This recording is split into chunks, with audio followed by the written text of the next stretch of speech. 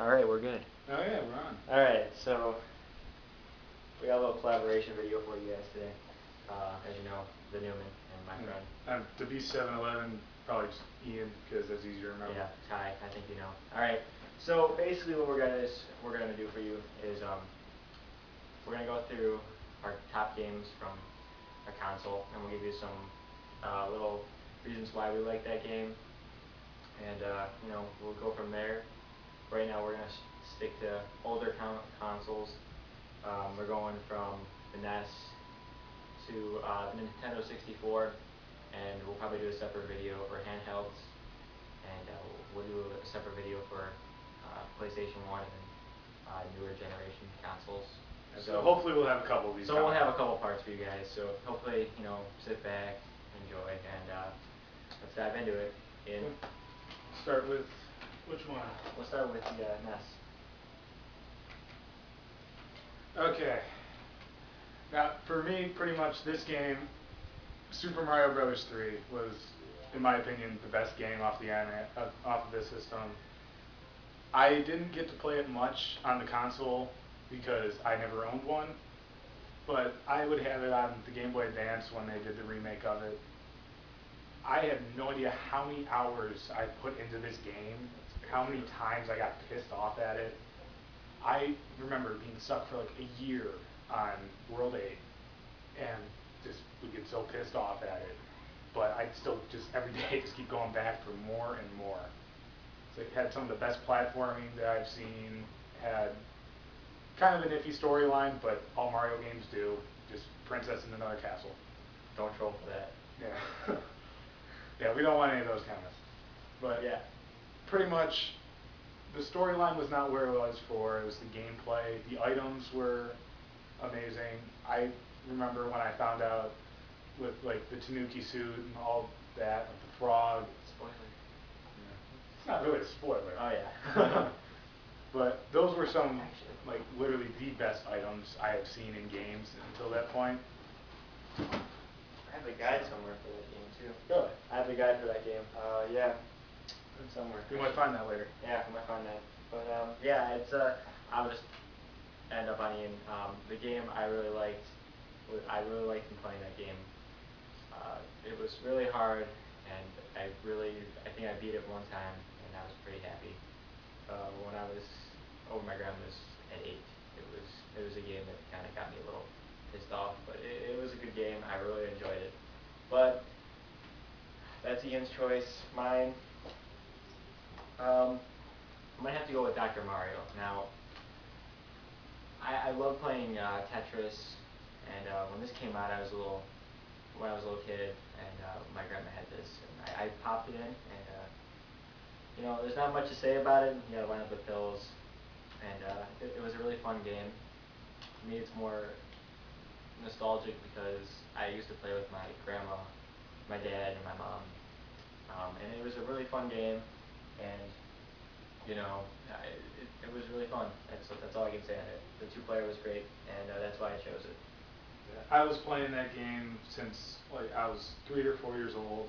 My mom used to take me to McDonald's with the one play area they had there. But half the time I would sit there at the video games they had set up and just play Dr. Mario for an hour. So it's a good game, and I'm happy to play that game, and I still pop it in from here and there. Now moving on to the next generation from Nintendo. We have the Super NES, and I'll go first this time. Yeah, Link's getting impatient. Come on, hurry. Shut up again. My game that I chose for the Super Nintendo, it may surprise some people.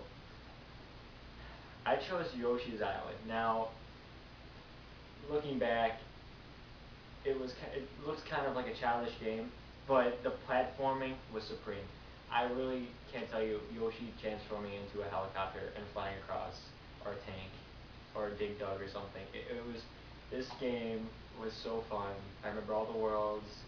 I remember playing after, trying to get all the little mystery things, and trying to play those bonus games to get extra lives.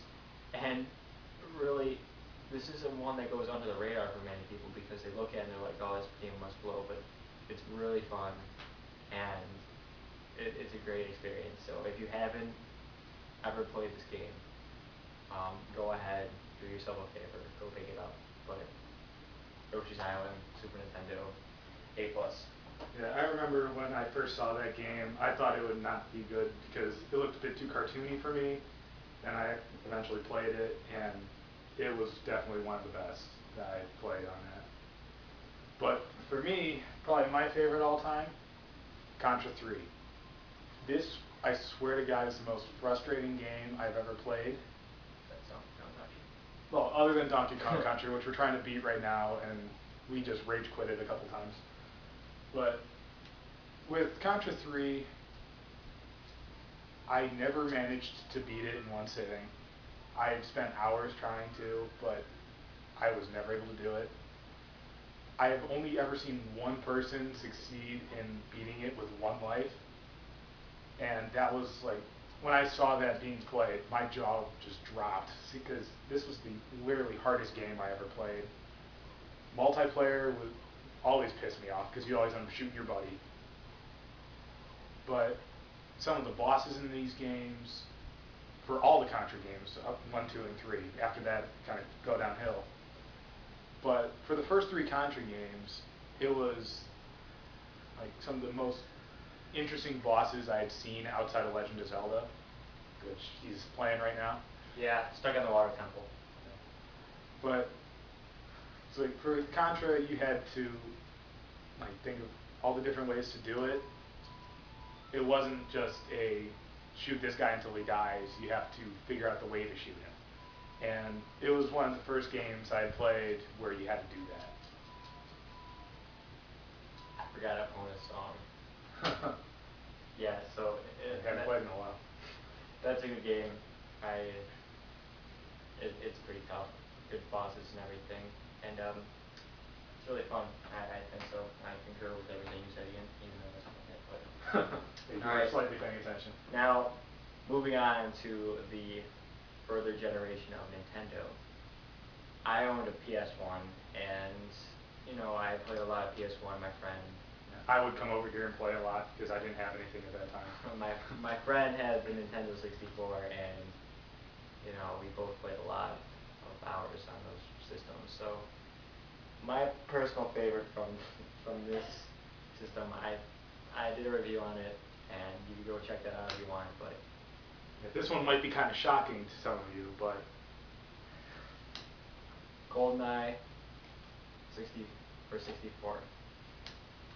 Now Rareware did a great job on this game. I think it speaks for itself. Go play it. Any first-person shooter owes a lot to this game. This is one of the ones that came on the console first. Really did it right. And even for multiplayer being an afterthought of this game, they did a great job.